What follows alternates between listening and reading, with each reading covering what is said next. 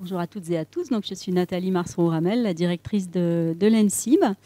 Madame la ministre, directrice de l'ONG One France, présidente de France Terre d'Asile et conseillère régionale Auvergne-Rhône-Alpes, chère Najat Vallaud-Belkacem, vous ne serez pas parmi nous, malheureusement, pour cause de trains supprimés.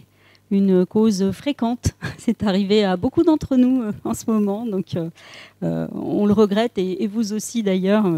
On aurait beaucoup aimé dialoguer avec vous en présentiel, mais merci à vous de vous être quand même rendu disponible.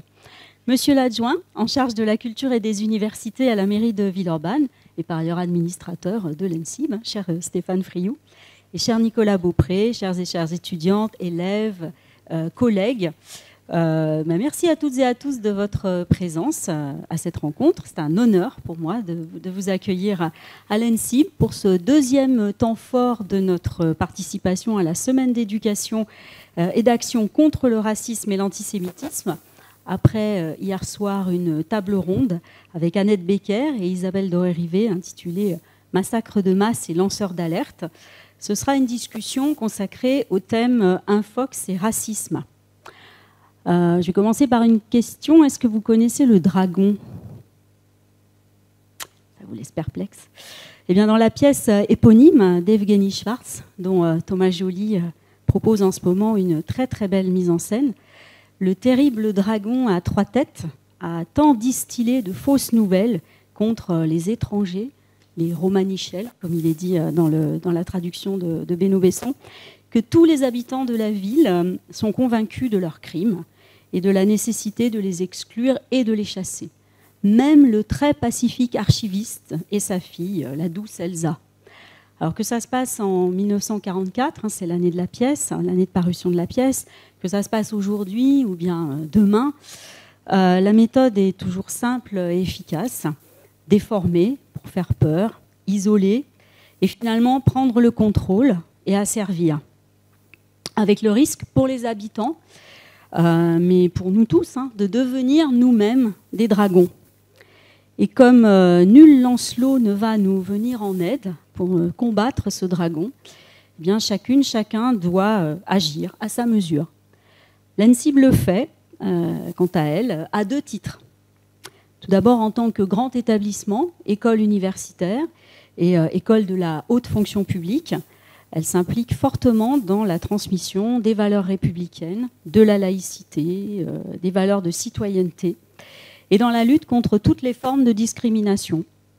Dès avril 2019, à la demande de notre ministère de tutelle, ministère de l'Enseignement supérieur et de la Recherche, nous avons nommé un référent lutte contre le racisme, l'antisémitisme et la haine anti-LGBT. Ce référent, Cédric Vigneault, qui est ici même, a d'emblée pris sa mission avec beaucoup de sérieux et de conviction. Il est la cheville ouvrière des événements que nous proposons dans le cadre de cette semaine d'action et je souhaite le remercier vivement ici de son engagement. Deuxième axe, l'ENSIB a pour mission de former des professionnels de l'information, des bibliothèques, de la documentation, qui auront la responsabilité de mettre en œuvre des politiques publiques favorisant l'accès de tous à une information de qualité et de contribuer à la formation citoyenne des publics. C'est pourquoi l'établissement s'implique fortement, et tout particulièrement depuis 2019, dans l'éducation aux médias et à l'information et le développement de l'esprit critique.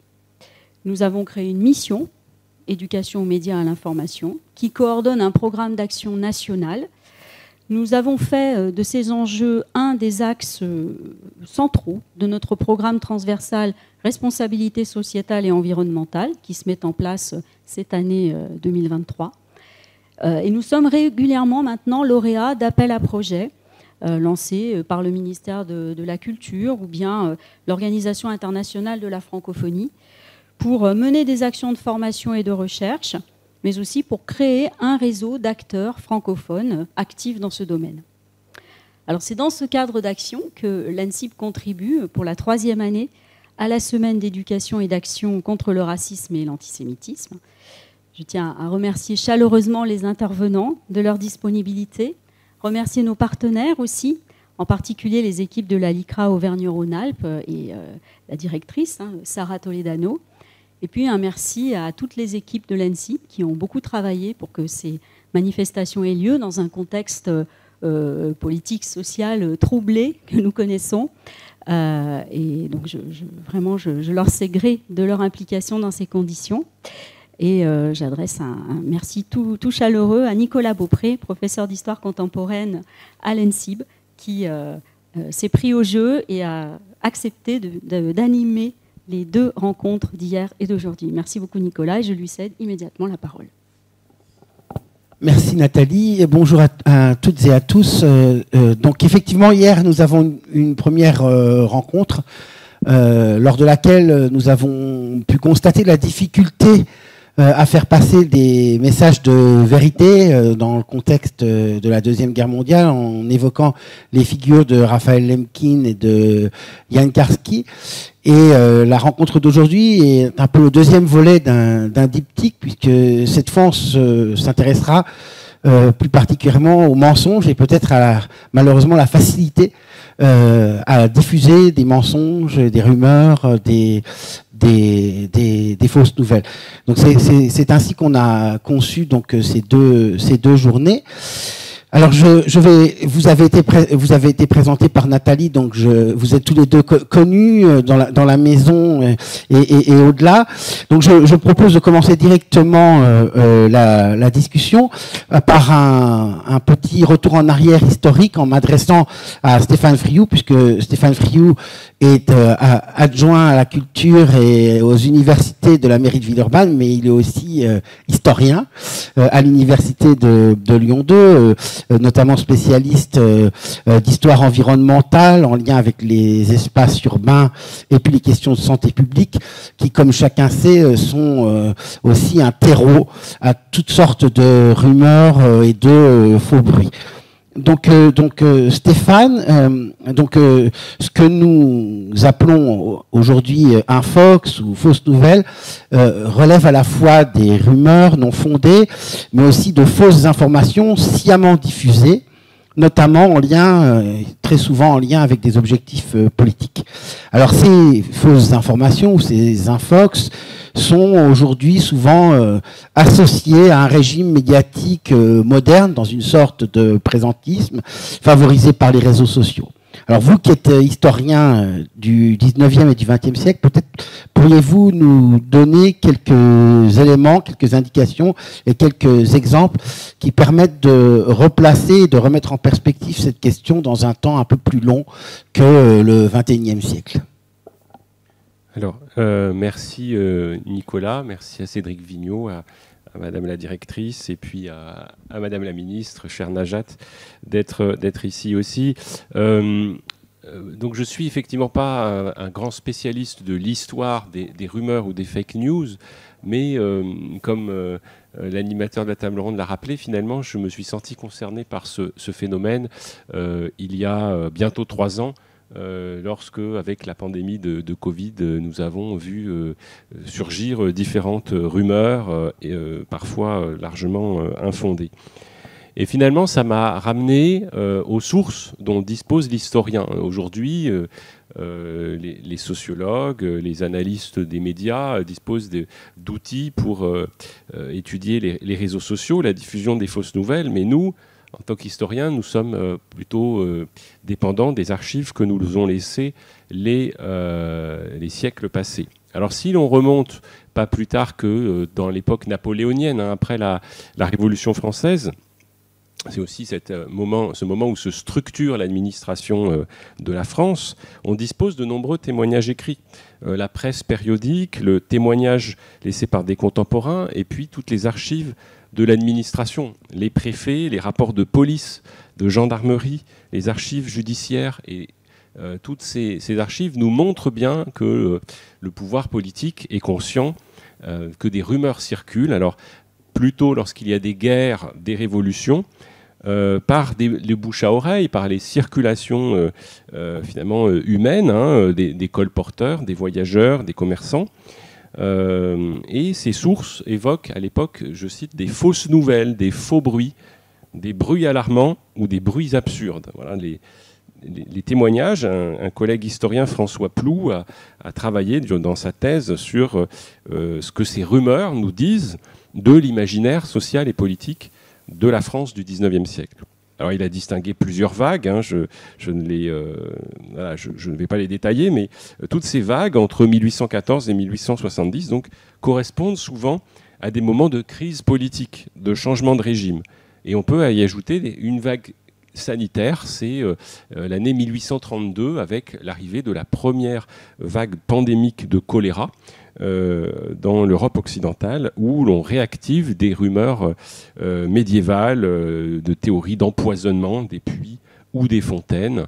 Ça pouvait être par des communautés juives, on va revenir là-dessus, ça peut être par les riches, les bourgeois, les nobles, tous ceux qui auraient intérêt à se débarrasser du peuple. Voilà ces rumeurs. Alors effectivement, maintenant, l'analyse des réseaux sociaux peut permettre peut-être davantage de comprendre la propagation des rumeurs, qui les produit, qui les fabrique.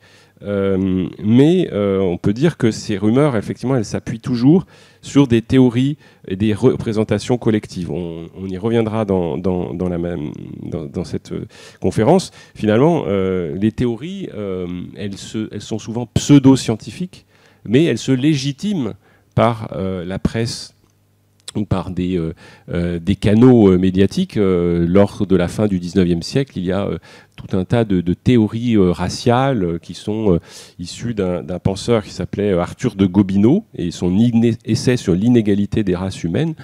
Et il y avait une théorie qui était plutôt fondée, qui était celle de Darwin sur l'évolution. Et à partir de Darwin, il va y avoir différents penseurs qui vont, eux, appliquer leur propre théorie sociale, qui vont amener effectivement à un essor du racisme à la fin du XIXe siècle, donc un racisme pseudo-scientifique, parfois réactivé dans des crises. On peut penser à l'affaire Dreyfus pour ce qui est de l'antisémitisme à la fin du XIXe siècle en France. Oui, ça me permet de rebondir sur cet aspect. On peut dire que le racisme et l'antisémitisme ont été de fait des terreaux de choix pour la fabrication de ces fausses informations à visée politique. Alors, certainement, je ne suis pas un spécialiste non plus d'anthropologie. Voilà, il y a quelque chose, effectivement, de l'altérité, hein, de la dénonciation, la peur de l'étranger qui rejoue.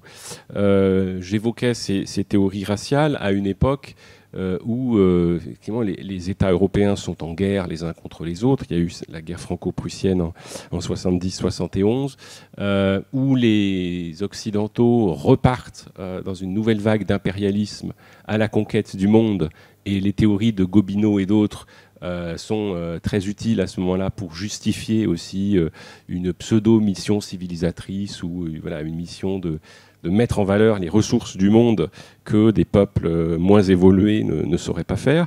Et puis, il y a cette tradition qui existait évidemment dès le Moyen-Âge, rappelons-nous le mot ghetto et son origine, de mise à l'écart de populations comme la population juive, sous d'abord des motifs religieux. Et puis, finalement, après, tout va un peu se mêler.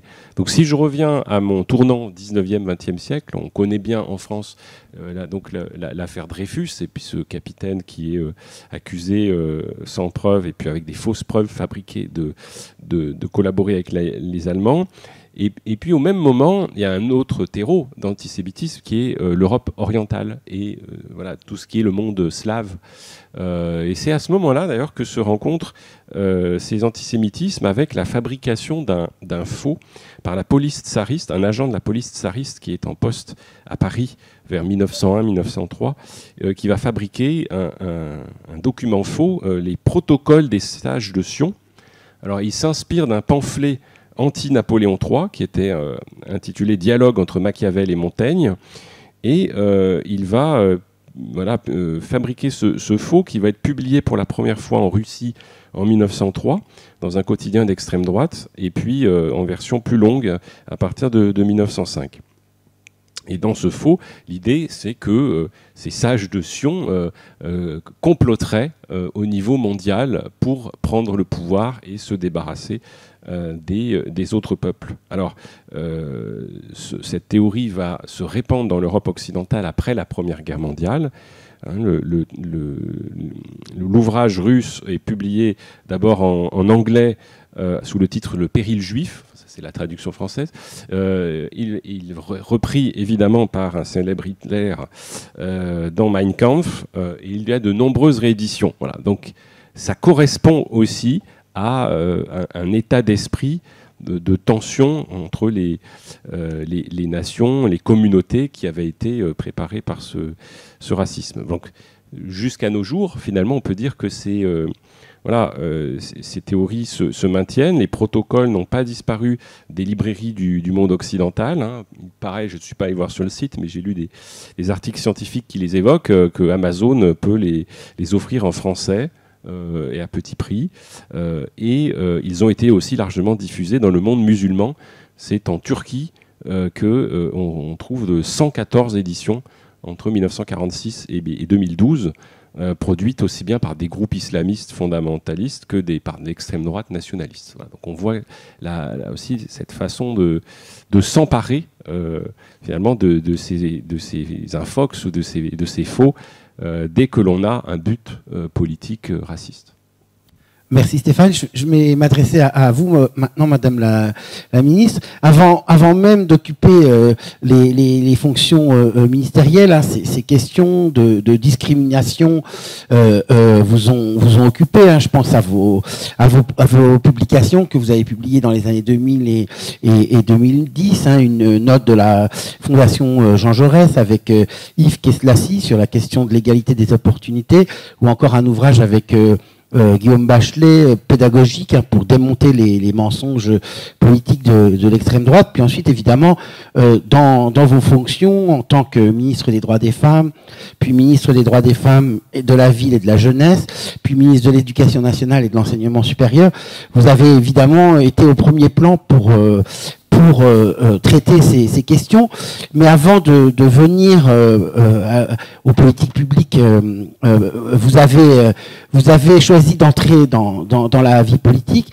Et donc, j'imagine que vous aviez anticipé la brutalité du combat politique. Il est rare qu'on retienne ces coups. Et pourtant, vous avez été la cible, sans doute plus que d'autres, d'attaques particulièrement violentes, sexistes ou racistes, ou les deux. Et certaines des mesures que vous avez prises, je pense par exemple aux ABCD de l'égalité, ont été présentées de manière parfaitement mensongère. Alors ma première question, c'est est-ce que vous étiez préparé finalement spécifiquement à cette forme d'attaque que sont les fausses informations? D'abord, bonjour à toutes et à tous. Je suis vraiment à nouveau navrée de ne pas pouvoir être avec vous physiquement. Je l'aurais évidemment préféré, mais enfin bon, la situation sociale a conduit à des annulations de train, donc voilà. Je vous parle de plus loin, mais merci pour l'invitation parce que c'est un sujet, comme vous l'avez dit, qui me tient énormément à cœur et de différentes façons. Bien sûr, parce que les fake news, pour aller vite, ont pu me concerner. Donc, du coup, je me suis souvent posé la question de savoir comment on y répondait, où se trouvait l'efficacité. Mais aussi, j'allais dire, le sujet me concerne tout particulièrement parce que moi, ce que je constate, c'est que les discriminations, le racisme, le sexisme, le fait de refuser à des individus des choses en fonction de ce qu'ils sont en réalité, ne sont pas nés avec le phénomène des fake news. Ils ne sont pas nés avec, de manière générale, ce qu'on pourrait appeler les désordres informationnels auxquels on assiste en ce moment, mais ils sont clairement complètement confortés, aggravés, amplifiés par ces désordres informationnels. Et ce qui m'inquiète de plus en plus, c'est de constater que, alors que dans la vie réelle, entre guillemets, dans la vie légale, on arrive à améliorer notre droit, par exemple pour assurer davantage d'égalité entre les femmes et les hommes, pour condamner davantage les discriminations raciales, l'antisémitisme, pour préparer une société dans laquelle il fait un peu meilleur vivre. Ça, c'est dans la vie légale, dans la vie réelle. Mais à côté, on a une espèce de vie parallèle qui est le monde virtuel, dans lequel se déploient un certain nombre de phénomènes qui caractérisent notre époque, que sont les bulles informationnelles, qui vont pousser jusqu'à l'extrême un certain nombre de ces préjugés que nous pouvons avoir à l'égard des autres, de ces hostilités que nous pouvons avoir à l'égard des autres. Et c'est comme ça qu'on atteint un niveau de violence, en effet, et de gravité des fausses informations qui circulent sur beaucoup de sujets qui est extrêmement préoccupant. Alors quand je dis sur beaucoup de sujets, quand on s'intéresse un peu à ce sur quoi portent les fake news aujourd'hui en règle générale, j'allais dire, on peut les classer en différentes catégories. Il y a évidemment tout ce qui va tourner autour du politique, des élections, des combats politiques. Voilà, les périodes d'élections présidentielles, par exemple, sont très propices aux fake news pour affaiblir tel candidat. Et je parle pas simplement des États-Unis, de la présidentielle de 2016 ou de la France, nos dernières présidentielles. Je parle aussi du monde.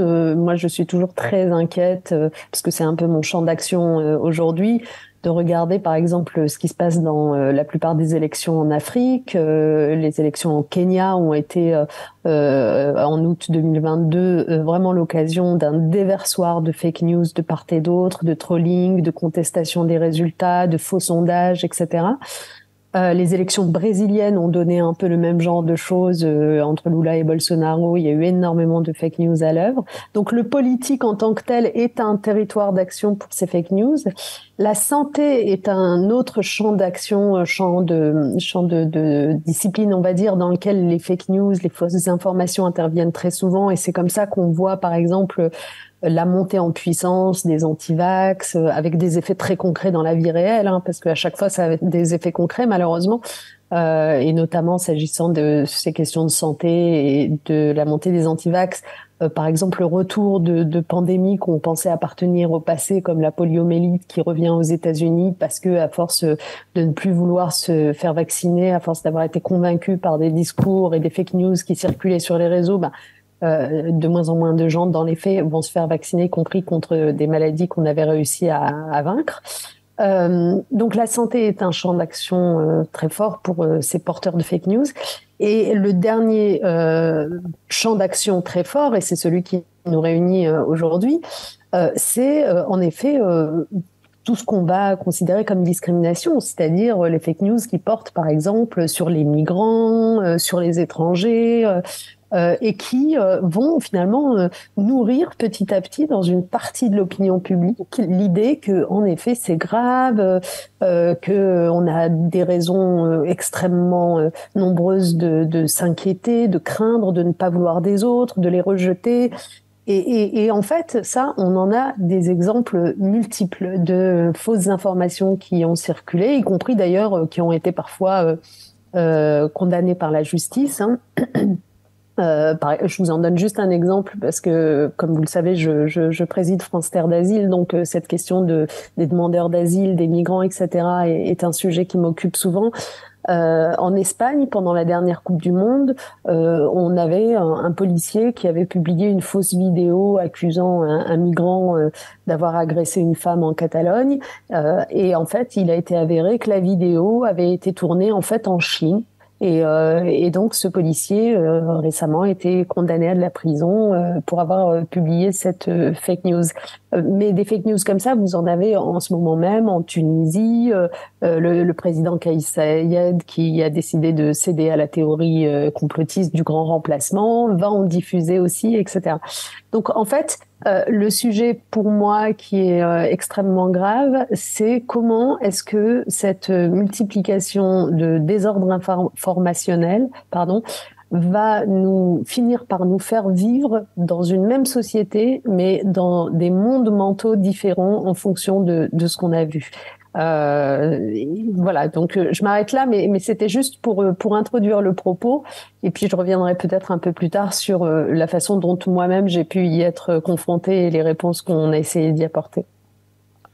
Oui, Stéphane, tu voulais peut-être poser une question justement sur ce grand remplacement. On en avait parlé aussi tous les deux en préparant la discussion. Oui, effectivement, quand on se place d'un point de vue historique, effectivement, ou démographique, parce qu'il y a un démographe, Hervé Lebras, qui essaie souvent de publier dans les médias des démentis. Voilà, comment faire pour essayer de lutter contre cette théorie du grand remplacement dans un pays qui s'est constitué comme un pays d'immigration, la France, mais les États-Unis sont encore à une échelle bien supérieure. Voilà, moi, je me demande dans quelle mesure, finalement, le politique et notamment les responsabilités des ministres de l'Éducation nationale, hein, donc c'est aussi pour avoir un retour d'expérience, permettent d'essayer de donner les outils. Alors même si effectivement depuis 6-7 ans on a eu encore une accélération du phénomène des réseaux sociaux, des algorithmes qui permettent de ne voir plus que ceux qui sont d'accord avec soi. Voilà, donc c'était un peu, Madame la Ministre, le retour sur expérience des outils que le ministère de l'Éducation nationale pourrait donner aux enseignants et aux citoyens qui cherchent un peu à montrer que les fausses informations, toutes les théories complotistes, les fausses informations, sont renvoyées 70% de plus de fois que celles qui sont exactes. Donc en fait, si vous voulez, le vrai sujet de ces désordres informationnels qui nourrissent le complotisme, etc., et dont on parle depuis tout à l'heure, c'est pas que c'est nouveau en tant que tel. Je veux dire, la rumeur, comme vous le disiez, Stéphane, tout ça a toujours existé. Le vrai problème aujourd'hui, c'est la combinaison de deux facteurs. Le premier, c'est les capacités vraiment inédites de diffusion rapide et virale qui sont offertes par Internet et les réseaux sociaux à ce type de thèses et de fausses illustrations qui les accompagnent. Donc la viralité et la rapidité des réseaux sociaux. Et puis le deuxième facteur important, c'est la crise de confiance que, de manière générale, nos démocraties vivent et qui va dévaluer la parole publique jusqu'à relativiser la notion même de vérité. Alors, en fait, c'est la combinaison de ces deux facteurs, la viralité et la crise de confiance, qui fait que, c'est quoi la vérité ? Il y a des vérités alternatives, etc., qui va donner de la puissance à toutes ces théories du complot, qui peuvent être, d'ailleurs, quand on y réfléchit bien, elles sont un peu partout, les théories du complot, dans le sens où, là, vous venez d'évoquer la théorie du grand remplacement, qui en est une, clairement. On pourrait évoquer aussi, moi j'ai eu à le vivre comme ministre de l'Éducation, lorsque on a eu les attentats en 2015, les attentats contre Charlie Hebdo et l'hypercacher, on avait, souvenez-vous-en, des théories conspirationnistes qui circulaient sur les réseaux sociaux disant mais en fait on accuse les frères Kouachi, mais en fait on voit bien sur les images que le rétroviseur de la voiture n'est pas de la même couleur, etc. Et comme par hasard ils auraient laissé leur passeport derrière eux et donc en fait c'est pas eux. Donc ça aussi c'était dans un autre genre une théorie complotiste que pour le coup on allait retrouver plus souvent, j'allais dire, dans les quartiers populaires, chez un certain nombre de jeunes, notamment issus de l'immigration, qui ne voulaient pas accepter l'idée que finalement ce soit des gens issus de cette même immigration qui aient procédé à des horreurs comme celle-là, et donc préféraient d'une certaine façon se bercer de cette théorie conspirationniste. Donc c'est pour ça que je vous dis que en fait on peut pas se contenter de rejeter en bloc en disant mais c'est vraiment des abrutis les gens qui croient ça, ou il faut se demander ce qu'il y a derrière et à quelle anxiété est-ce que ça répond. Moi j'avais du coup fait ce travail-là quand j'étais ministre de l'Éducation à ce moment-là, et dans les conversations que j'avais eues avec de nombreux professeurs ou élèves eux-mêmes, était souvent ressortie cette idée qu'au fond les jeunes adolescents qui se mettaient à croire à ce conspirationnisme s'agissant de l'identité des assassins, en fait, se mettaient à y croire aussi parce que c'était quasiment plus rassurant de se dire que tout ça était un montage avec des ficelles tenues par, je sais pas, l'État français ou une puissance étrangère ou que sais-je, ou la CIA, quelque part, que de se dire ah ouais, mais pour de vrai, il y a des individus qui soi-disant au nom de cette religion qui par ailleurs est parfois partagée par les élèves en question, ont commis de telles atrocités. Il y avait quelque chose de tellement horrible, de tellement insupportable à l'idée d'accueillir comme ça cette information de cet attentat que on préférait aller chercher une explication ailleurs.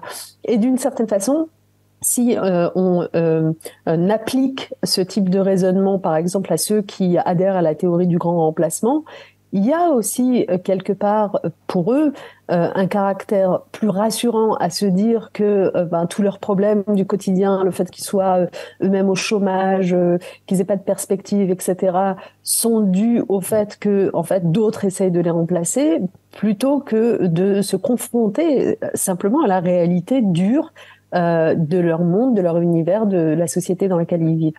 Donc, en fait, ce que je crois vraiment très important pour les pouvoirs publics, c'est de comprendre cette anxiété. Et c'est vrai qu'on est dans un monde, dans des sociétés, dans des univers politiques qui sont devenus tellement polarisés depuis quelques années que malheureusement, on est les uns contre les autres. En fait, on se rejette les uns les autres. On n'a plus envie d'écouter les autres. Donc, on ne fait même plus ce travail d'aller essayer de comprendre leurs anxiétés. Et c'est là-dessus, à mon avis, qu'il faut vraiment travailler. Merci. Aujourd'hui, vous êtes responsable, directrice et présidente de 2 grandes ONG. Vous l'avez mentionné pour France Terre d'Asile. Peut-être on pourrait revenir aussi là-dessus. Cet univers des fausses nouvelles, des fake news, et j'imagine aussi qu'il a des conséquences sur votre travail pour les organisations non gouvernementales. Vous avez mentionné les actions de ces ONG en Afrique ou en Amérique latine. Est-ce que c'est aussi une question qui est centrale maintenant, on va dire, dans la gouvernance de ces grandes organisations non gouvernementales d'échelle nationale ou globale, cette question du combat contre les fausses nouvelles? Au-delà, les ONG, elles ont des causes, elles doivent déjà travailler sur ces causes-là. Et est-ce que elles doivent aussi maintenant prendre en compte ces régimes d'information, de fausses informations? Alors oui, évidemment, et je veux juste dire à Stéphane que j'ai pas oublié sa question sur ce que peut faire un ministère de l'Éducation. J'y reviendrai tout à l'heure, parce que de toute façon, ça va au-delà de mon expérience. L'éducation sera à la source de toutes les réponses qu'on apportera sur les sujets. Mais bon, pour revenir à ce que vous venez de me demander.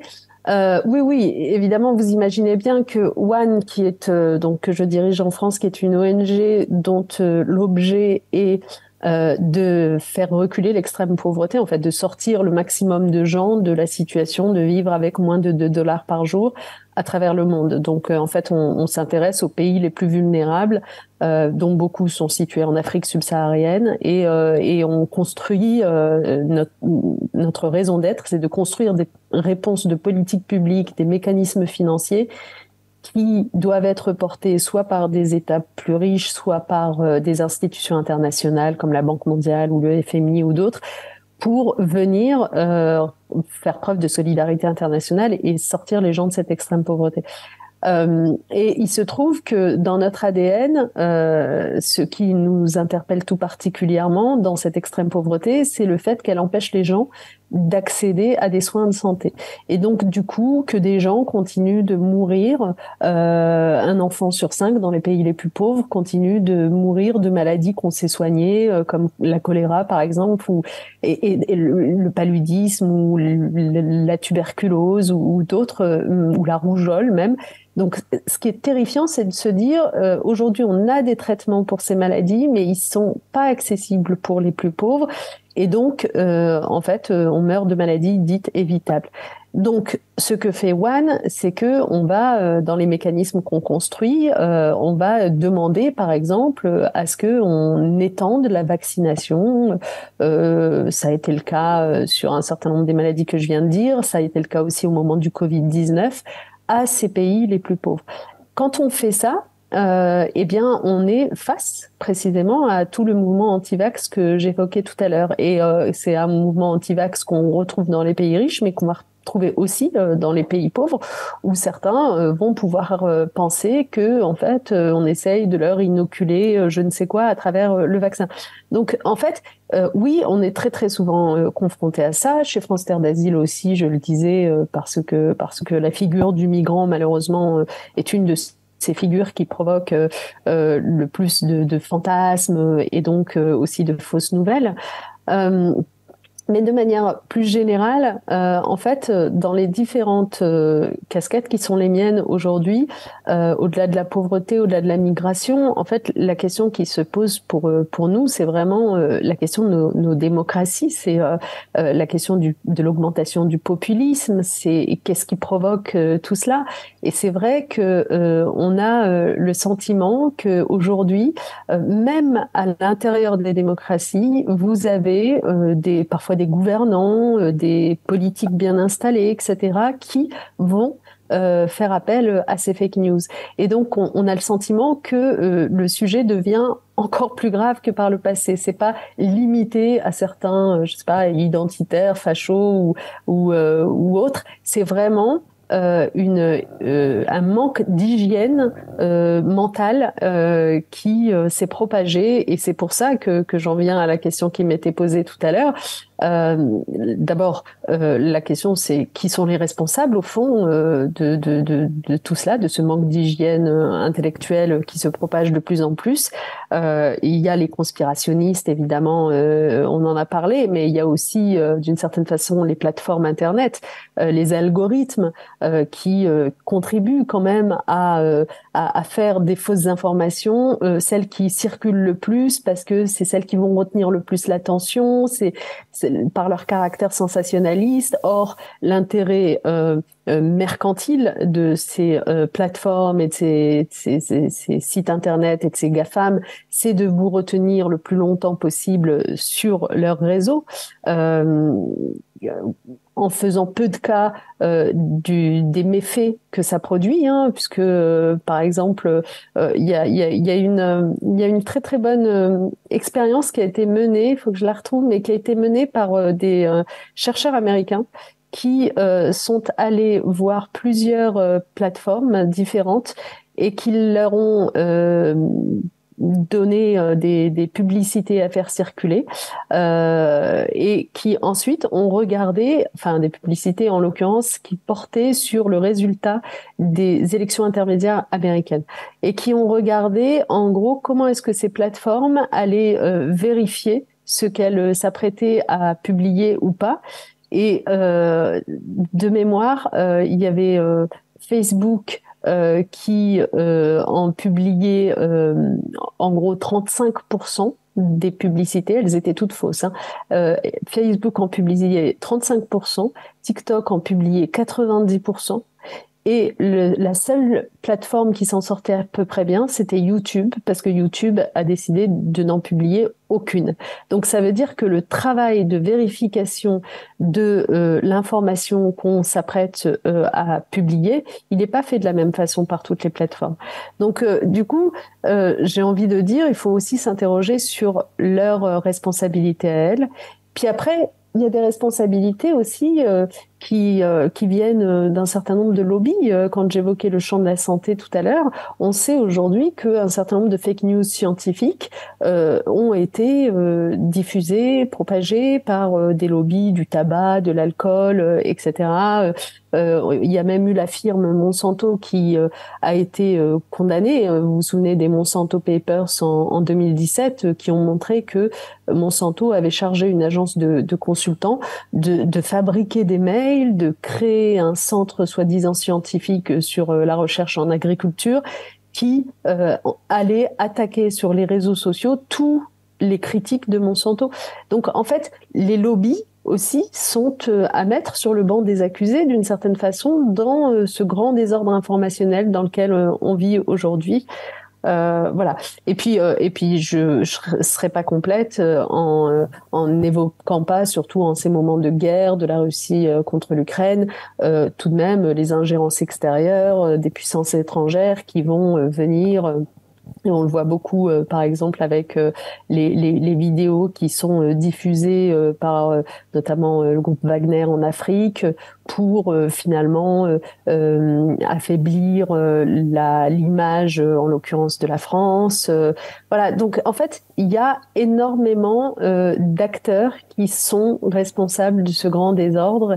Et donc, la réponse à apporter à cela, c'est évidemment d'avoir un journalisme de qualité, parce qu'en fait, qu'est-ce qui est le plus efficace pour faire taire une fausse information? C'est d'avoir la certitude que si on se réfère à tel journal, il y aura eu un travail d'investigation qui aura été mené, etc., et qu'on peut être sécurisé.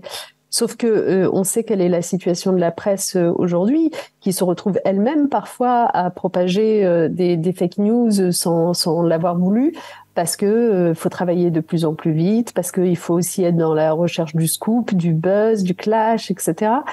Donc ça, c'est aussi une économie de la presse qui a besoin d'être réinventée pour donner davantage le temps au journalisme de fonctionner de façon sérieuse, pour leur donner le temps de développer des procédures de fact-checking, par exemple, pour leur donner aussi la possibilité d'être plus crédibles en rendant plus transparent leur propre mode de fonctionnement.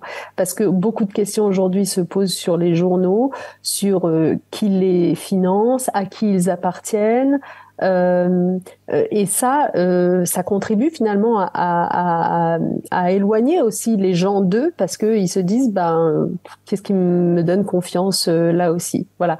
Donc en fait, il y a cette question donc du journalisme, et puis j'en viens à la question de l'éducation. Donc l'éducation, c'est clair que c'est la meilleure façon de stimuler notre système immunitaire intellectuel, éduquer aux médias, à l'information dès le plus jeune âge. C'est ce qu'on a voulu faire quand on a créé justement l'éducation aux médias et à l'information, quand j'étais ministre de l'Éducation, pour apprendre finalement l'esprit critique. Vous me direz, l'esprit critique, ça s'apprend en histoire, ça s'apprend en philosophie, enfin je veux dire, c'est le sens même de l'école. Mais il y a quand même une particularité à appliquer cet esprit critique au monde de la presse, au monde de l'information qu'on trouve sur les nouvelles technologies, parce que ça nécessite en particulier de comprendre comment fonctionnent les nouvelles technologies. Tout le monde ne sait pas comment elles fonctionnent. Ce que je disais tout à l'heure sur les bulles informationnelles, sur le fait que si vous et moi, chacun de notre côté, nous tapons sur le même moteur de recherche Google une demande d'information quelconque, nous n'allons pas avoir les mêmes réponses. Nous n'allons pas avoir les mêmes réponses parce que l'algorithme nous a déjà enregistré dans nos recherches passées, a compris nos archives, nos centres d'intérêt, etc. Et donc, du coup, va nous servir une réponse qui correspond à nos goûts, à ce qu'il pense être nos habitudes. Donc, ça veut dire que si quelqu'un regarde régulièrement des sites complotistes, on aura automatiquement un renvoi vers des sites complotistes quand on posera une question sur n'importe quoi. Est-ce que l'homme a déjà marché sur la Lune? Vous serez renvoyé sur un site qui vous expliquera que non, que ce sont des aliens qui ont construit les pyramides d'Égypte, ou que la Terre est plate. Voilà. Donc, en fait, ce rapport à Internet, ce rapport au moteur de recherche, ce rapport à la fiabilité des sources, c'est pas des choses qu'on improvise dans la vie. Donc ça s'apprend. Et c'est pour ça que l'éducation aux médias et à l'information était très importante à mettre en place dans les écoles. Merci. Je vais me tourner vers Stéphane. Finalement, je vais lui retourner la question qu'il vous a posée sur les politiques publiques, cette fois au niveau local, au niveau municipal, puisque évidemment les politiques publiques, elles sont conçues au niveau national, mais elles peuvent être aussi conçues à une autre échelle. Et donc j'ai envie de te demander, Stéphane, si toi et puis la mairie de Villeurbanne, vous avez aussi pris cette question à bras le corps, et puis éventuellement voilà comment vous y avez répondu. Oui, effectivement. Donc moi, je suis adjoint à la culture, mais depuis 2 ans, je suis particulièrement les programmes d'éducation artistique et culturelle, qui était l'une des ambitions du mandat de l'équipe élue en 2020. Et que nous avons mis au cœur d'un projet qui a été récompensé, qui était le projet de Capitale française de la culture, donc pour laquelle nous avons été élus Capitale française de la culture par un jury national en mars 2021. Mon intuition, c'était qu'il fallait tout miser sur les jeunes. Alors, on sortait de la pandémie, donc il y avait à la fois la question de faire découvrir le spectacle vivant et la culture aux plus jeunes et de ne pas les mettre uniquement devant Lumni ou Culture Box, enfin ce que la télévision pouvait offrir sur Internet. Et puis aussi de les confronter justement à de l'éducation culturelle et scientifique pour lutter contre ce phénomène du numérique. Donc nous, on fait un fort engagement en termes de politique publique parce que il faut bien voir qu'au-delà de ce que le ministère de l'Éducation fait dans ses programmes scolaires ou à travers ses intervenants, et bien après, tout ce qui va pouvoir être fait en termes d'offres culturelles ou d'offres périscolaires, ça relève vraiment de la collectivité locale. Donc c'est un engagement pour soutenir financièrement une offre d'éducation artistique et culturelle pour le premier et le deuxième degré. 2 exemples simplement. Sur la culture, moi il me semble que la culture c'est créateur de liens et puis c'est aussi créateur de curiosité, de se confronter effectivement par des pièces de théâtre qui parfois dérangent, qui nous font réfléchir, de se confronter à l'autre. Et c'est aussi un moyen de lutter contre TikTok et tous ces algorithmes qui, effectivement, vont nous conforter dans nos visions du monde. Voilà. Donc ça, c'est important. Et je le dis d'autant plus parce que Najat Vallaud-Belkacem évoquait à un moment le fait que, effectivement, chacun pouvait être conforté dans son point de vue. Il y a aussi donc on était là plutôt pour critiquer les théories complotistes, le grand remplacement, etc. Mais il y a d'autres personnes, finalement, à l'autre spectre, presque, qui, elles aussi, sont dans une déconstruction. Alors, parfois, on appelle de cancel culture ou d'autres, mais qui voudraient finalement qu'on ne parle plus, qu'on efface complètement de l'histoire tout un tas d'éléments au prétexte que c'était... voilà, ce n'était pas approprié. Alors la culture, elle est là aussi, et c'est un combat actuellement très fort, hein, je pense. Donc nous soutenons les artistes et leur création. Et puis sur le versant culture scientifique, il y aura dans 1 mois et demi à Villeurbanne un festival de culture scientifique de l'Université de Lyon que nous avons cherché à amener sur notre territoire, qui s'appelle Pop Science, et finalement qui est là aussi pour déconstruire toutes ces fausses croyances, effectivement, qui viennent d'être évoquées, la Terre est plate, les hommes ne sont jamais allés sur la Lune, etc., etc.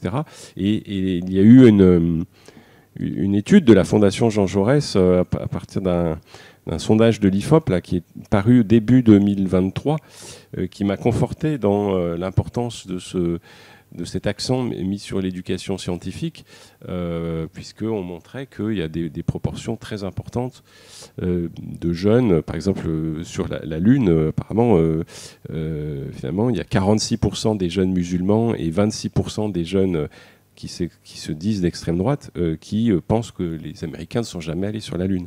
Et la proportion de fake news chez les utilisateurs de TikTok monte à 79%. Donc voilà, on est finalement face à une sorte de nouveau combat culturel, face à ces algorithmes et à ces façons de concevoir l'information. Donc nous luttons avec nos moyens, mais à l'échelle finalement de proximité, du temps scolaire ou périscolaire ou extrascolaire, pour employer tous les jargons d'éducation nationale. Le périscolaire, c'est le soir ou le mercredi matin, et l'extrascolaire, c'est aussi avec toutes les activités culturelles que nous soutenons durant les vacances scolaires, les week-ends, etc. Merci Stéphane. Je pense qu'on peut donner la parole à la salle. J'imagine qu'il y a pas mal de questions, donc on va faire circuler un micro pour que vous puissiez bien entendre. Est-ce qu'il y a une question? Bah, écoutez, moi je veux bien commencer du coup. Déjà j'avais une question par rapport au rôle des États eux-mêmes qui parfois vont renvoyer vers des fake news, notamment je pense à l'intervention des Américains en Irak alors qu'ils avaient inventé de toutes pièces plein de preuves. Du coup, est-ce que ça aussi, ça participe pas à la culture de l'infox et au fait aussi que les gens ne croient plus les représentants de l'État, des États? J'avais aussi une autre question sur l'éducation, parce que dernièrement j'ai côtoyé un adolescent de ma famille qui me disait oui, les attentats de Charlie Hebdo, ça c'est de la faute de l'Afghanistan, on a laissé passer plein d'Afghans en France, et du coup c'est eux qui ont fait l'attentat de Charlie Hebdo. Et je dis mais tu tiens ça d'où? Et il me dit mais ça c'est mon professeur d'histoire qui me l'a indiqué. Donc se pose aussi la question des esprits gangrénés en fait par les idées d'extrême droite, et comment répondre à ça aussi quand on est responsable politique. Et donc là encore la réponse s'adresse à vous deux. Merci d'avance. Si vous voulez, je peux commencer. Merci pour votre question. On m'entend toujours? Oui, on vous entend très bien. Oui, merci pour votre question, parce que voilà, vous continuez d'une certaine façon le propos que je commençais à effleurer tout à l'heure. C'est que, en effet, je veux dire, c'est toute la gravité du problème. On peut pas se contenter de se dire, en fait, il y a quelques moutons noirs là qui sont en train de nous faire beaucoup de mal, les conspirationnistes et les porteurs de fake news. Et puis voilà, on arrive à les identifier et à les mettre à la périphérie. Non, le problème est bien plus grave que cela. Comme je vous le disais, dans le désordre informationnel, il faut considérer que malheureusement parfois, le journalisme lui-même, qui est censé être le contraire du désordre informationnel, le contraire de la fake news, en fait, est partie prenante parce que pour les raisons que j'évoquais tout à l'heure, de modèle économique notamment, et de recherche de ce qu'on appelle le contenu putaclic, pour dire les choses rapidement, parce que le journalisme est devenu très dépendant aussi de ces grandes plateformes, parce qu'aujourd'hui, vous passez par des agrégateurs de contenu pour pouvoir accéder à tel journal, passer par Google, etc. Donc, qu'est-ce qui va ressortir en premier? Donc, les journaux eux-mêmes sont devenus dépendants de ce mode de fonctionnement qui est extrêmement problématique, et donc, au lieu d'être la solution, un certain nombre d'entre eux se retrouvent à être une partie du problème. Et dans le même style, les politiques, les institutions qui normalement devraient être la solution à toutes ces fake news et ces désordres, en réalité se retrouvent aussi, mais bien évidemment, à être une partie du problème et à creuser encore plus la défiance envers les institutions.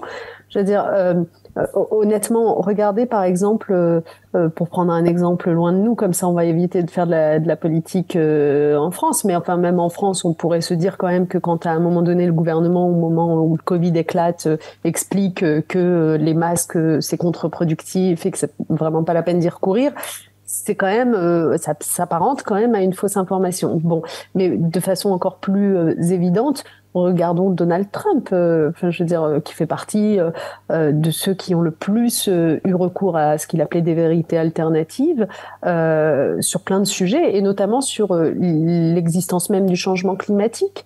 Il expliquait quand même que la théorie du changement climatique était une invention des Chinois pour nuire à l'Occident, et il était allé même plus loin que ça, parce que parfois on pourrait nous répondre tout ça c'est des discours, de toute façon on croit plus dans les discours des politiques de manière générale, mais il était allé plus loin que ça, puisqu'il avait coupé les crédits des chercheurs qui travaillaient sur le changement climatique. Donc il avait nui à la science du point de vue matériel même. Et pour revenir un instant à la France, l'une des pratiques qui contribue à fond à ces désordres informationnels, c'est ce qu'on appelle l'astroturfing. Je ne sais pas si vous voyez ce que c'est. L'astroturfing, c'est quand vous allez avoir des milliers de commentaires sur les réseaux sociaux, etc., qui soi-disant sont une manifestation spontanée de citoyens. Et en fait, tout ça est évidemment complètement fabriqué. C'est de la fabrique à tweets, à commentaires et tout ça par des bots. Eh bien, l'astroturfing, aux dernières élections présidentielles, ça a été ultra utilisé par un candidat comme Éric Zemmour, dont il est apparu que des centaines de milliers de tweets pro-Zemmour, en fait, étaient des faux tweets, des faux comptes. Donc, voilà, c'est vraiment tout ça. Et ça, évidemment qu'il y a plein de gouvernements qui, malheureusement, ou d'hommes politiques qui, malheureusement, s'adonnent à ça.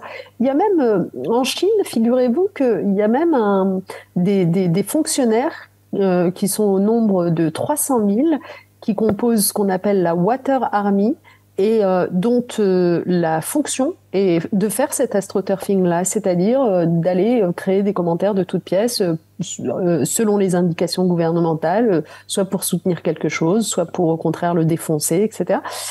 Donc oui, et le problème est bien plus grave que ça. Et si on y ajoute, parce que du coup je viens de parler des journalistes, je viens de parler des politiques, si on y ajoute que parfois même les scientifiques, encore une fois, hein, je fais jamais de généralité, je mets pas tous les politiques dans le même sac, je mets pas tous les journalistes dans le même sac et je mets pas tous les scientifiques dans le même sac, loin de là.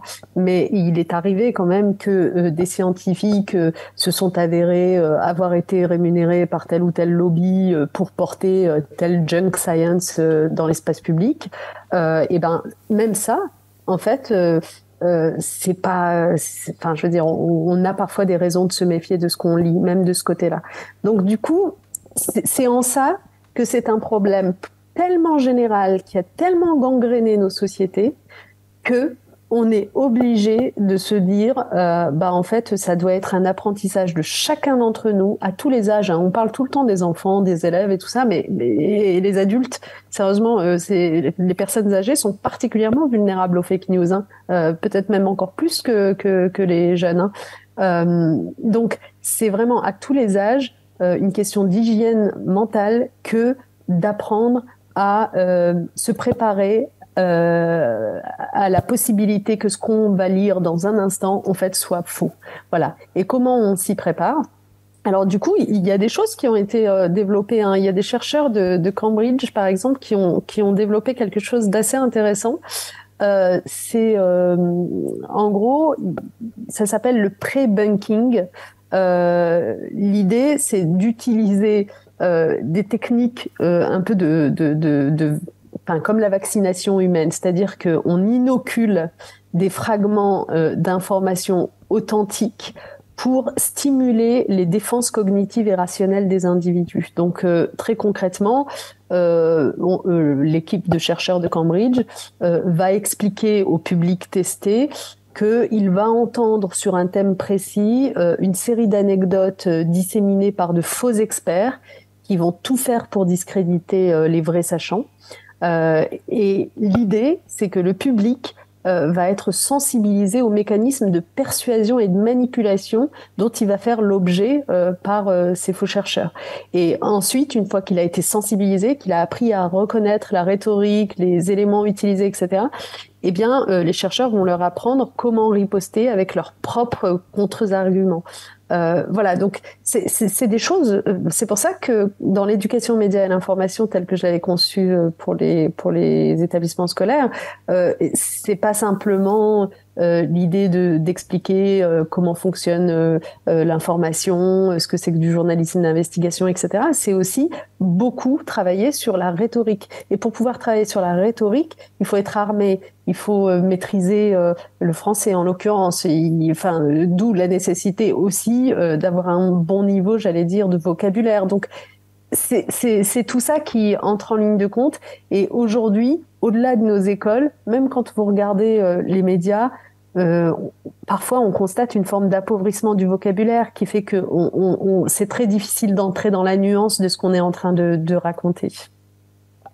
Merci Stéphane. Oui, beaucoup de choses ont déjà été dites, mais peut-être pour rebondir sur les remarques de M. Vigneault, Alors peut-être d'abord sur le fait que la personne que vous connaissez évoquait une théorie peut être propagée par son prof d'histoire. Malheureusement, finalement, le corps enseignant est aussi un peu à l'image de la société. Et il y avait eu des sondages 2017. Alors je ne me suis pas penché sur les sondages de 2022, mais en 2017, on avait au moins 10% des enseignants qui avaient voté Marine Le Pen à l'élection présidentielle. Et donc, c'est pas parce qu'on est enseignant qu'on est modèle.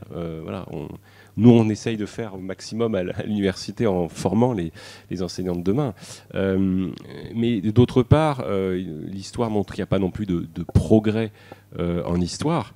Et finalement, si on remonte jusqu'à l'époque où Jules Ferry a lancé le programme d'école laïque, publique, gratuite, obligatoire, on retrouvera toujours des moments où les États ont cherché à raconter n'importe quoi pour faire la guerre entre la France et l'Allemagne durant la première moitié du XXe siècle, la guerre froide durant la deuxième moitié. Donc maintenant, on a des choses qui nous font hurler quand, en février 2022, Vladimir Poutine traite les Ukrainiens de nazis. Effectivement, je pense que notre génération ne peut que hurler.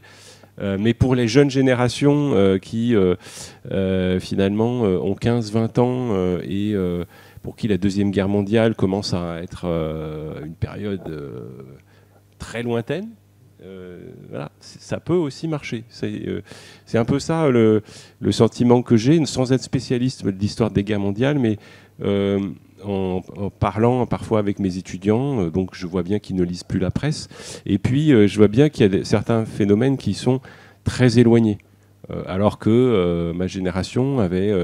tout le monde avait un grand-père qui avait été soit résistant, soit au STO, soit dans une région occupée par les Allemands, et voilà, on racontait des histoires, on savait, il y avait des films, il y avait, voilà. Et maintenant, on est face à une telle abondance d'informations, telle fabrication, que de toute façon, c'est effectivement dilué complètement. Et donc, il faudrait essayer de retrouver plus de temps de cerveau disponible. Mais comme ça a été dit, les plateformes cherchent à capter tout ce temps de cerveau disponible. Et les adultes aussi, on le voit bien, sont fascinés par leurs écrans. Merci. Est-ce qu'il y a encore des questions ? N'hésitez pas.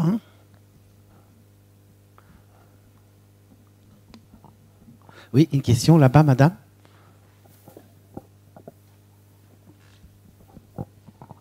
Bonjour, donc moi je suis professeur documentaliste. Je ne sais pas s'il y a d'autres personnes de mon espèce ici. Non, visiblement.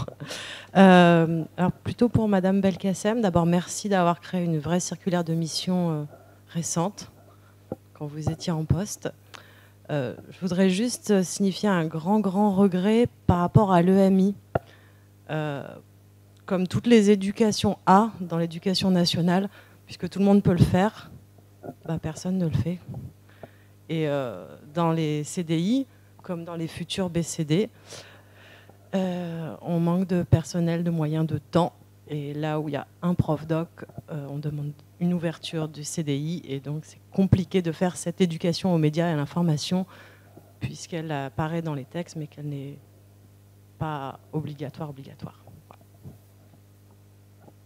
Oui, c'est le drame malheureusement en matière d'éducation, c'est que en fait, il n'y a de réalité que humaine. Donc c'est clair que pour chacune de ces missions, ce qui compte, c'est est-ce qu'on a embauché ensuite le nombre de gens nécessaires pour le faire.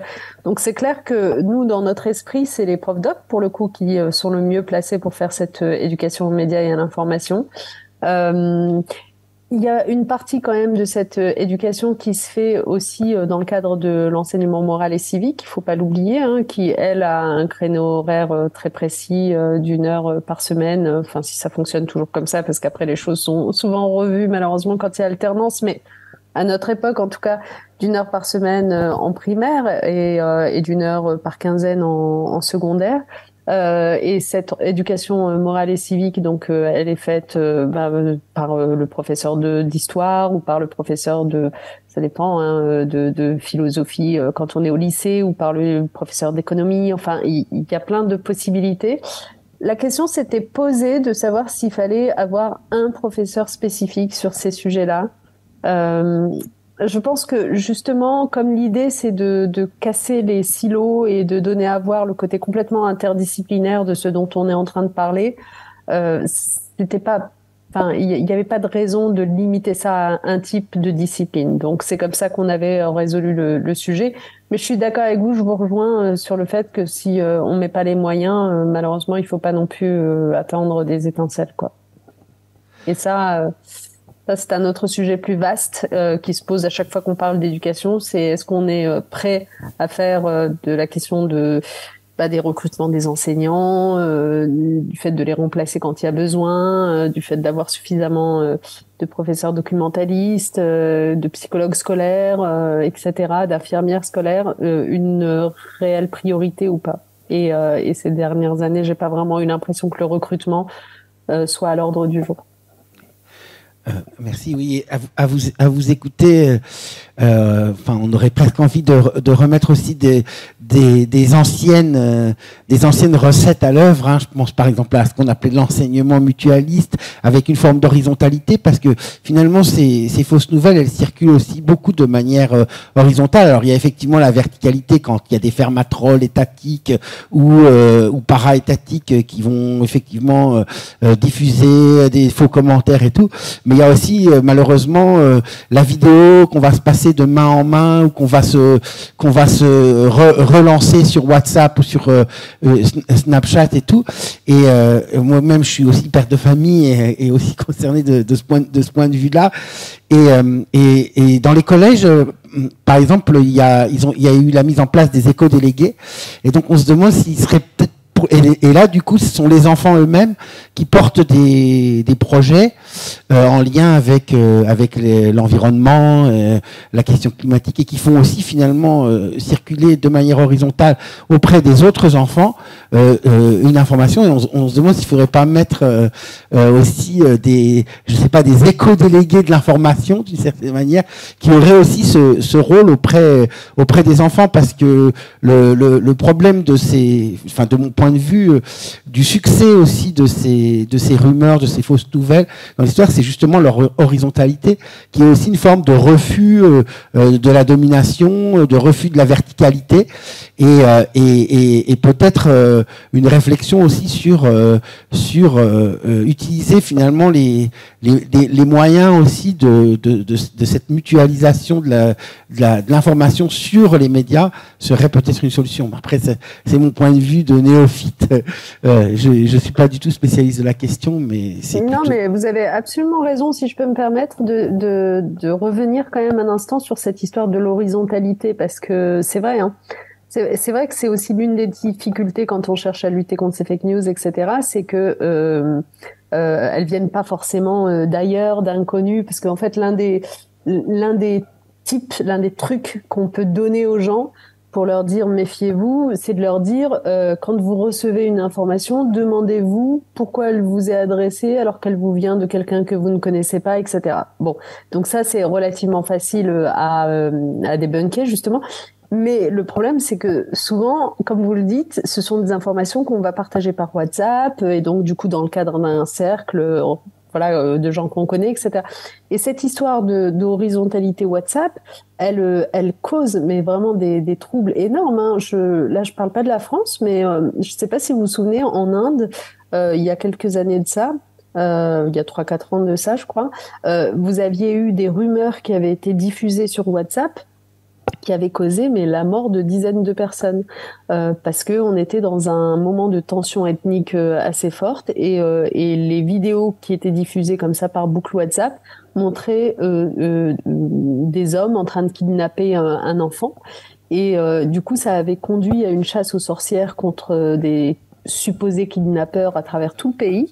Et du coup, vraiment des dizaines de morts. Donc, et après coup, il s'était avéré que la vidéo en question était en fait issue d'une campagne de sensibilisation qui était menée au Pakistan.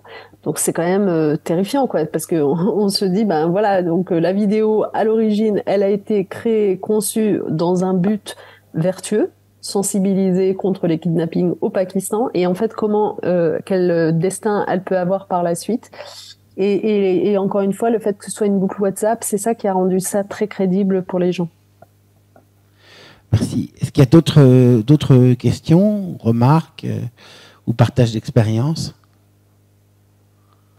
J'ajouterais juste qu'on n'a pas attendu WhatsApp et les réseaux sociaux et que je repensais finalement à la fameuse et terrible radio Mille Collines du Rwanda et qui a eu aussi plusieurs centaines de milliers de morts finalement au Rwanda en un temps extrêmement court avec une mobilisation par la radio et aussi par finalement des réseaux sociaux de l'époque. Hein. Donc on est effectivement avec cette horizontalité depuis les rumeurs des campagnes du 19e siècle jusqu'aux réseaux sociaux planétaires de maintenant. On est toujours dans des phénomènes qui peuvent effectivement déraper tragiquement et très rapidement. Est-ce que je peux simplement compléter d'un mot? Oui, bien sûr. Parce que ça me permettra de répondre à votre toute première question qui portait sur mon expérience personnelle des fake news et de la façon dont on s'y confronte. Pour vous dire que, de façon très empirique pour le coup, en prenant appui sur ce que moi j'ai eu à vivre en la matière, il m'est apparu que il y a malheureusement des techniques qui ne marchent pas quand on cherche à déloger une fake news. Et puis, étrangement, il y en a une qui me paraît bien marcher. Celle qui ne marche pas, alors moi, juste pour mémoire, j'ai été souvent victime de fake news sur le mode, vous avez parlé des ABCD de l'égalité tout à l'heure, mais on pourrait aussi évoquer tout ce qui a circulé à mon sujet sur le fait que je voulais obliger tous les enfants de CP à apprendre l'arabe de façon obligatoire, que je voulais remplacer l'apprentissage de la chrétienté par l'apprentissage de l'islam dans les programmes d'histoire, des choses comme ça. Enfin, ça tournait toujours un peu quand même autour des mêmes obsessions. Et puis, il y en avait une particulièrement pénible de fake news qui consistait à dire que j'avais réformé l'orthographe française pour la rendre plus facile, pour supprimer les accents circonflexes, etc. Bref, cette idée de nivellement par le bas. Et du coup, c'était pas vrai. Mais c'était vraiment pas vrai du tout. D'ailleurs, aucune de ces fake news, évidemment, n'était vraie. La seule chose qui était vraie dans l'histoire de la réforme de l'orthographe, c'était que cette année-là, les éditeurs de manuels scolaires avaient décidé d'appliquer des aménagements orthographiques qui avaient été décidés au début des années 90 par l'Académie française, dont c'est la seule compétence que de décider des ajustements orthographiques. Donc, au début des années 90, l'Académie française avait, disons, simplifié l'écriture de quelques mots. Et puis, les éditeurs scolaires avaient pas appliqué ça tout de suite. Et puis, comme ils renouvelaient leur stock là, cette année-là, en 2016, je crois, ils se sont décidés à les appliquer. Bref, et donc du coup tout ça, journalisme pas forcément à la hauteur, etc., a fait l'objet de sujets au JT disant bah voilà, réforme de l'orthographe française et tout ça. Puis on circulait des fake news disant bah c'est la ministre qui a imposé tout ça pour le fameux nivellement par le bas. Et donc moi j'ai essayé de me dépêtrer de ce truc en disant très simplement, en cherchant à pas trop m'énerver, mais en disant très simplement dans les médias, mais en fait c'est faux, enfin je veux dire, ce n'est pas de la compétence de la ministre, toutes les réformes qu'on fait, de toute façon on les assume, et puis de toute façon elles sont au bulletin officiel, vous pouvez aller regarder, essayer de me trouver une trace d'une réforme que j'aurais conduite là-dessus. Puis ça marchait pas, parce que comme je le disais, les fausses infos circulent beaucoup plus que les rationalisations. Ça marchait pas, et au bout d'un moment, en fait, j'ai trouvé la parade un peu de façon intuitive un jour où il se trouve que ce jour-là, comme ministre, j'organisais justement une journée d'études sur le complotisme, le conspirationnisme qui inquiétait beaucoup d'enseignants dans les écoles, etc. Et donc, du coup, on avait réuni des chercheurs, des professeurs dans une grande salle pour travailler toute la journée sur ces sujets-là. Et je fais un discours d'introduction. Et je décide la veille au soir que ce discours d'introduction, du coup, je vais le faire un peu différent des autres. Je vais prendre les choses à l'humour. Et donc, je commence cette introduction en disant, écoutez, moi, je voudrais profiter de cette journée de travail sur la vérité, au fond, pour venir aussi exposer mes 4 vérités, et parce que je n'en peux plus de vous mentir sur un certain nombre de sujets. Alors, du coup, je reprenais de façon assez méthodique toutes les fake news qui m'avaient concernée. Donc, je voulais vous avouer que c'est vrai, mon vrai nom n'est pas Najat Vallaud-Belkacem, mais bien Claudine Dupont, puisque c'était quelque chose qui circulait à mon sujet. C'est vrai, nous sommes sur le point de nous séparer avec mon mari, puisque, je sais pas, les gens voulaient absolument que je sois divorcée, ce qui n'était pas le cas, mais bon, je fais mine de le reconnaître sur place, etc. Donc, je poursuis pas mal de choses comme ça. Et puis, j'en viens à l'orthographe en disant, et puis surtout, voilà, comme je sais que ça inquiète beaucoup d'entre vous, que ça concerne beaucoup d'entre vous, c'est vrai que cette réforme de l'orthographe, c'est bel et bien moi qui l'ai voulu, que j'en ai fait une obsession, que voulez-vous, je ne supporte pas l'accent circonflexe, je ne supporte pas l'écriture du mot oignon. J'en ai fait une obsession depuis le plus jeune âge, à tel point que j'ai réussi par ma force de conviction, tout simplement, à l'âge de 13 ans, en 1993, à aller voir l'Académie française et à la convaincre de bien vouloir procéder à ces modifications. Et vous voyez, quand je dis ça, je sens dans la salle qu'il y a un truc, enfin, bon, là, c'était une salle un peu particulière, mais au-delà de la salle, le discours en tant que tel est devenu viral sur les réseaux sociaux, il a énormément circulé. On le trouve toujours, d'ailleurs, si ça vous intéresse. Et en fait, les gens, enfin, c'est comme si leur regard se dessillait et qu'ils se disaient, mais c'est vrai, tiens, 93, mais elle avait 13 ans. Mais donc, du coup, ça peut pas être elle, au fait. C'est comme si, enfin, avec l'humour, on faisait passer les gens dans une dimension dans laquelle leur biais cognitif, le biais de confirmation, leurs préjugés, etc., jouaient un peu moins ou ne jouaient plus et leur permettaient enfin d'entendre ce qu'on avait à leur dire. Donc moi, je pense que l'une des bonnes réponses aux fake news, c'est aussi de tourner en dérision, en fait, la chose, les arguments, voilà, de jouer sur l'humour. Merci. Je trouve que c'est une bonne une note de fin. Moi, qui ai une autre question un peu plus optimiste. C'est effectivement une fin un peu plus optimiste que il est vrai la difficulté à laquelle on est tous confrontés comme responsables d'organisation, comme élus ou comme enseignants ou comme étudiants. Donc à moins qu'il y ait encore une dernière question, je propose de... Donc je propose de clore la discussion sur cette note optimiste. Donc je vous remercie Madame Vallaud-Belkacem pour cette belle discussion à distance qui a été quand même tout à fait animée et vous étiez avec nous, je crois. Et puis merci aussi à Stéphane Friou et puis merci au public qui a pu suivre nos discussions. Et j'ose ajouter, j'espère que dans d'autres circonstances, on aura l'occasion de vous réinviter à l'ENSI en présentiel pour poursuivre le dialogue et la discussion. Et merci encore à vous. Au revoir. Merci à vous. Merci Stéphane. Au revoir. Merci beaucoup. Merci aussi à Cédric. Au revoir. Au revoir. Merci. Au revoir.